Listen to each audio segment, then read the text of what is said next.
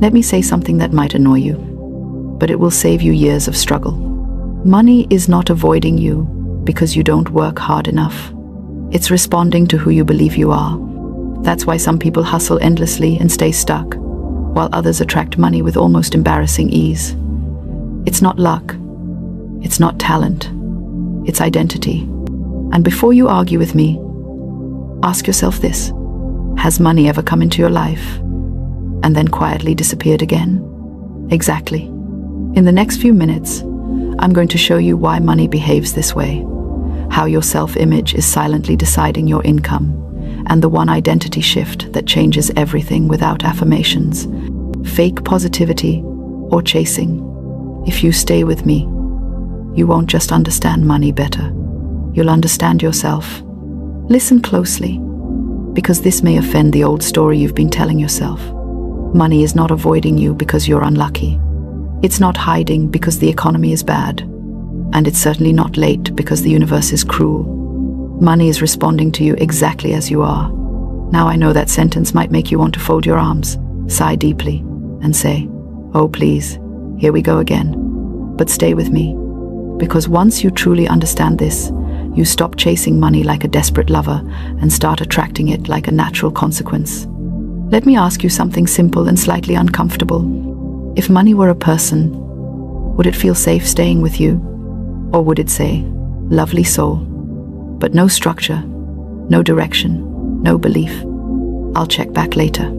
You see, money has manners. It goes where it is expected, welcomed, and understood. It does not argue with your affirmations. It listens to your identity. And identity is not what you say you want. Identity is who you believe you are when no one is watching. Now let's be honest. You may be doing all the right things on the surface, working hard, hustling, watching videos, writing goals, saying positive words through clenched teeth. Yet deep inside, there's a quiet whisper that says, "People like me don't really have money," or "It comes, but it never stays," or "I'll always have just enough to survive." That whisper is not harmless. That whisper is the code. You are not broken. You are not lazy.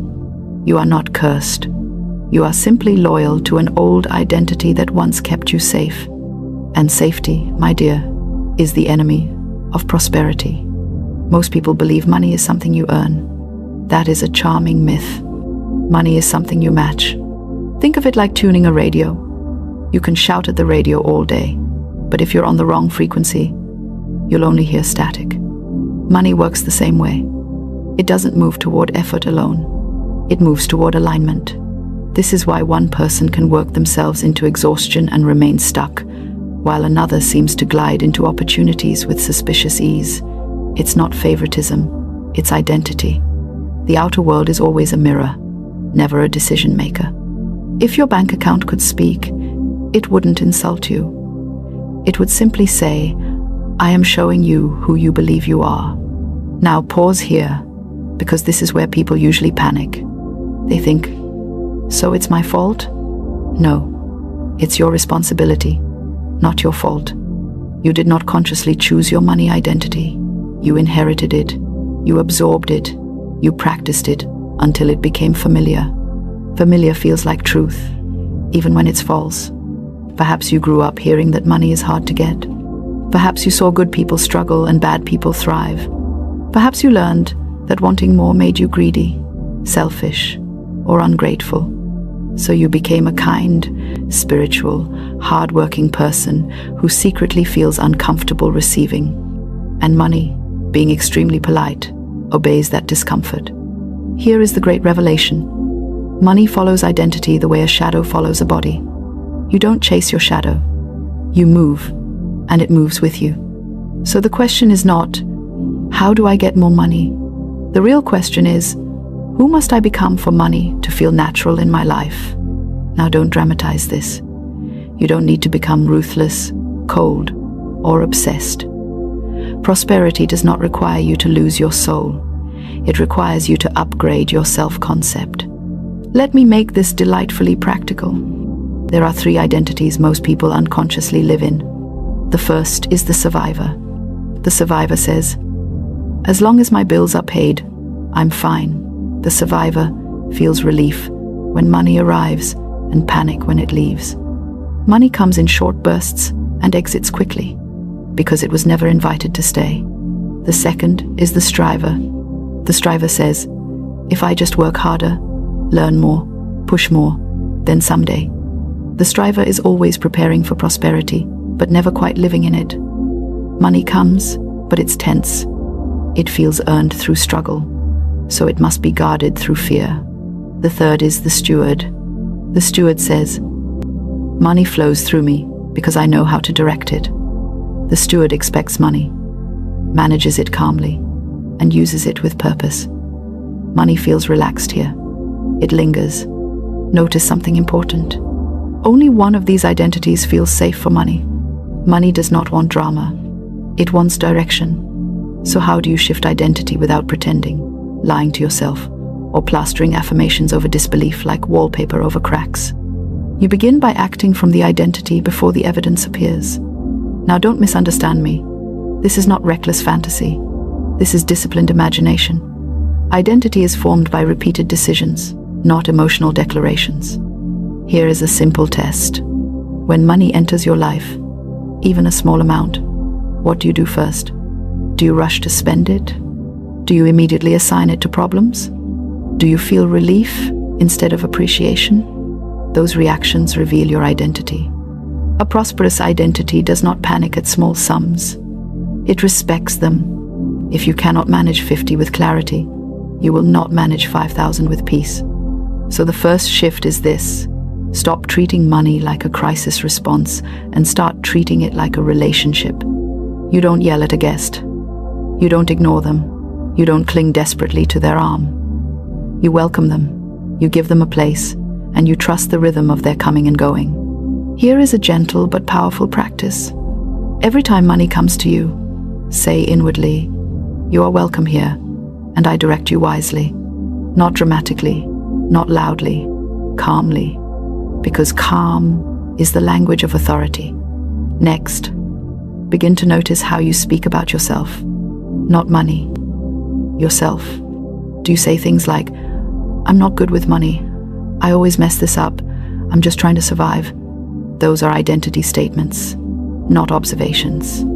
And the universe is very literal. It hears, this is who I am, and responds accordingly.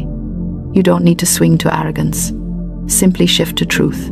Try, I am learning to manage money with clarity. Try, I am becoming someone who expects prosperity.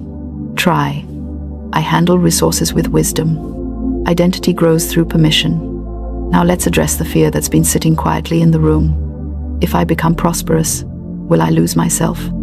No, you will lose your excuses. Prosperity does not change character.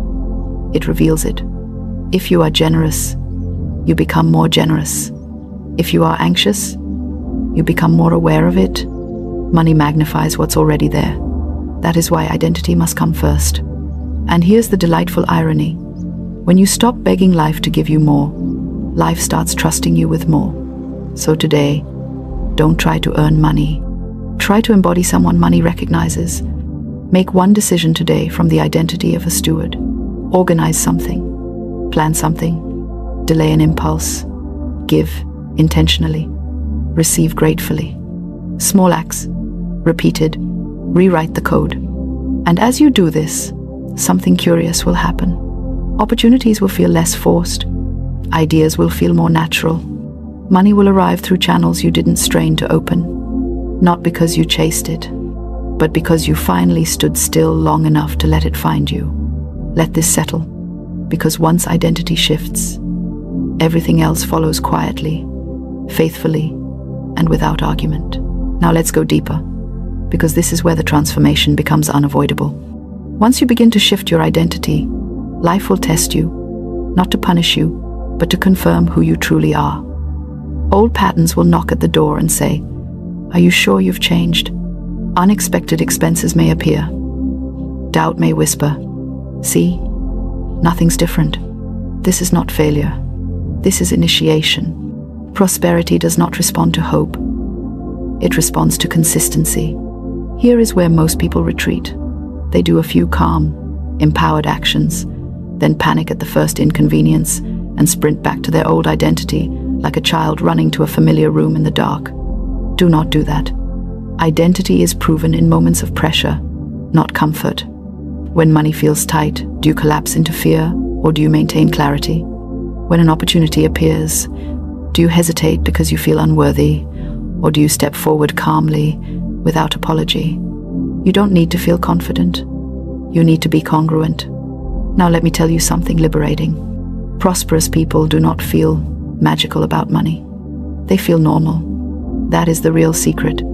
Money feels ordinary to them, like breathing or walking. And because it feels ordinary, it flows without resistance. So if money feels dramatic in your life, if it triggers excitement, anxiety, guilt, or urgency, that's not because money is intense. It's because your identity hasn't normalized it yet. Your work now is normalization. Begin to speak of money without emotion, not excitement, not fear, neutral clarity. Instead of saying, I need money urgently, say, I am directing resources toward my next step. Instead of saying, I'm broke, say, I am restructuring. Language is not decoration. It is instruction. The subconscious listens closely to the tone, not just the words. Now let's talk about deserving, because this is where many lovely souls sabotage themselves. You may believe, consciously, that you deserve abundance. But watch how you receive compliments. Watch how you accept help. Watch how you react when things go well. Do you deflect? Downplay? Apologize for receiving? That is not humility. That is identity confusion. Prosperity does not require you to justify your existence. You do not earn worthiness. You express it.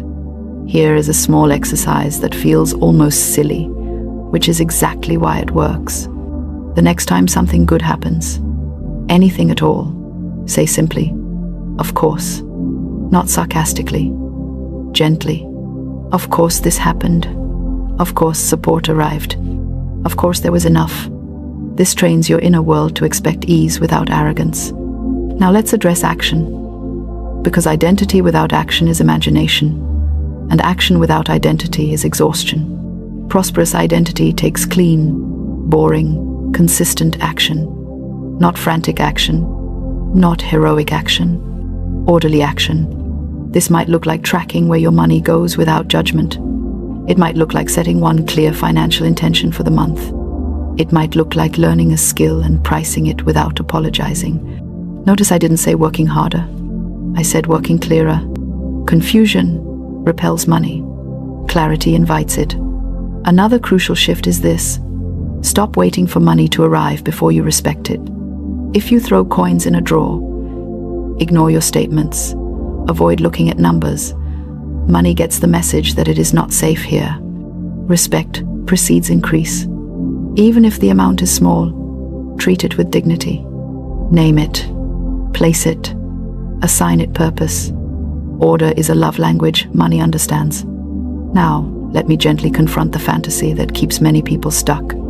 The fantasy of the big break. Waiting for a miracle while neglecting alignment is like waiting for fruit while refusing to water the tree. Miracles come to those already moving. The universe does not reward desperation. It responds to readiness. Readiness looks like this. You know what you offer.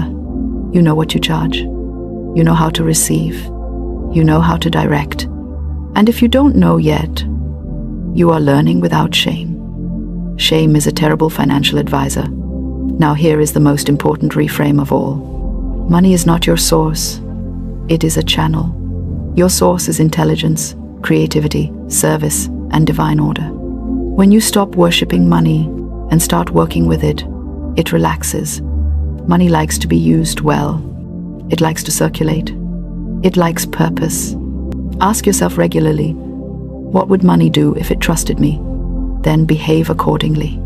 You may need to leave environments that constantly reinforce scarcity. You may need to stop bonding over struggle. You may need to stop telling the same story about your past. Not because the past is shameful, but because it is no longer relevant to who you are becoming. Identity is future-facing. Now let's make this practical and immediate. Today, choose one identity-aligned action. Just one. It could be organizing your finances for 10 minutes. It could be increasing your price slightly. It could be saying yes to an opportunity without over-explaining. It could be saving a small amount intentionally. It could be giving generously without fear. Then notice how you feel, not the result. The feeling. That feeling is your new baseline being installed. Repeat tomorrow, and the next day. This is how prosperity becomes permanent instead of occasional. And now, a loving but firm reminder. You do not manifest what you want. You manifest what you tolerate. If you tolerate chaos, inconsistency, and self-doubt, that will be mirrored. If you tolerate clarity, respect, and calm expectation, that will be mirrored. Choose wisely. You are not behind. You are not late. You are simply stepping into a truer version of yourself. And money, faithful and obedient, will follow. So take a breath. Relax your shoulders. Stand a little taller. Act today as someone who expects resources to respond to them, because they will. If this resonated, don't rush past it. Apply one idea immediately. And if you feel moved, share your insight, speak your intention, or stay connected for more reminders of who you really are. Prosperity is not coming. It's already listening.